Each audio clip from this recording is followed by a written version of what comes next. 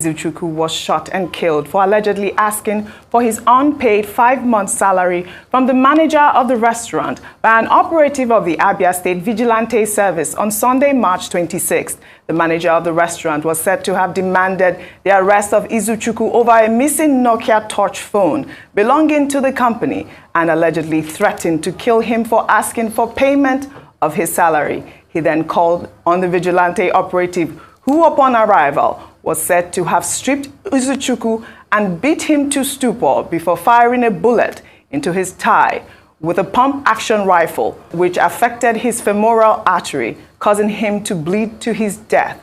Izuchukwu's family are demanding for justice and have called for the disbanding of all groups involved in thuggery and criminal behavior in the name of the law, as well as the closure of all D-Choice organization enterprises across the country. First of all, may this young man's soul rest in peace. I cried when I watched that video. I mean, watching him bleed in front of that restaurant. This is completely uncalled for. It is outrageous because, as you know, you read the story, Dr. Abati, they did find that phone. If that is the reason they called the vigilante group, this is unacceptable. Well, liberal deserves his wages. Yes.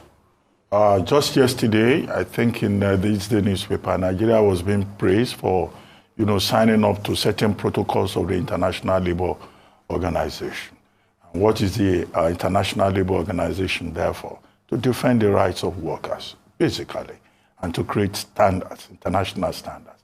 But one of the major problems we have in Nigeria here is the abuse of the average Nigerian worker, in part because of the high unemployment level, in part because standards are not maintained, in part because people are so desperate for jobs, they take any kind of rubbish from employers of labor.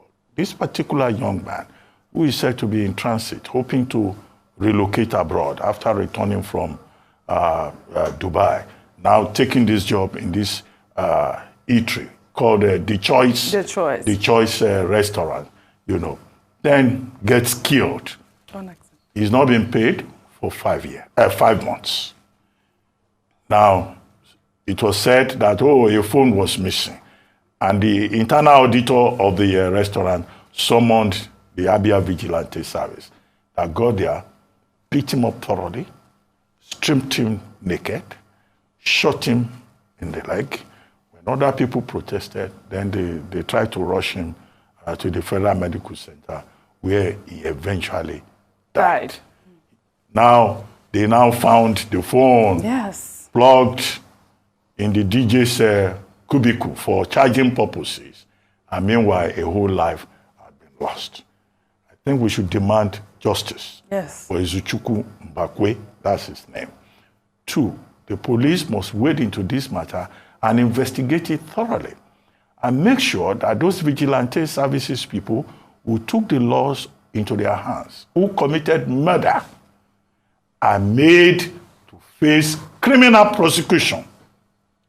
3, should be a wake-up call for the Nigerian police, not just in Abia, but elsewhere, because there are guidelines for vigilante services. Vigilante services are not expected to carry rifles, pump-action rifles. They are supposed to work in collaboration with the police. Even if somebody has committed an offense or there's an allegation against a person, the best that you can do is citizen action and hand over that person to the police. But what do you expect? In a country where there's no respect for human life, where there's no respect for human rights, where politicians themselves recruit these vigilantes and other people for political purposes. Out of fear and anxiety, the Inspector General of Police had to remind everybody that vigilante volunteer security people are not required for election activities. Did they not take over the process in many parts, snatching ballot boxes, setting ballot boxes on fire? So this is a problem. So what we need is justice. Absolutely. Some people have asked for compensation for the Mbakwe family.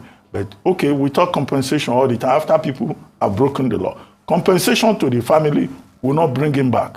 But it is good that his community has risen up to say that this is unacceptable.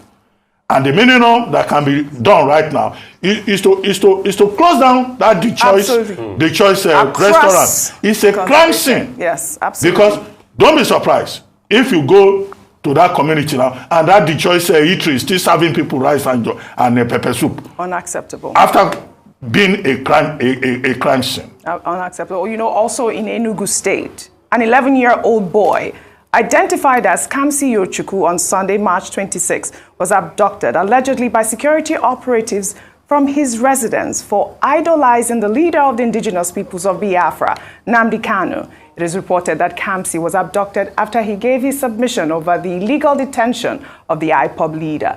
Videos now circulating on social media reveal the moment the boy was whisked away by 2 masked security operatives.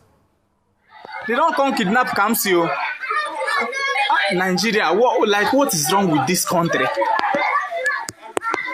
God. You see what they are doing to Mama Kamsi? You see what they are doing to Mama Kamsi?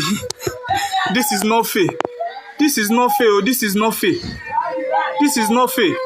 They don't kidnap Kamsi. They don't kidnap Kamsi.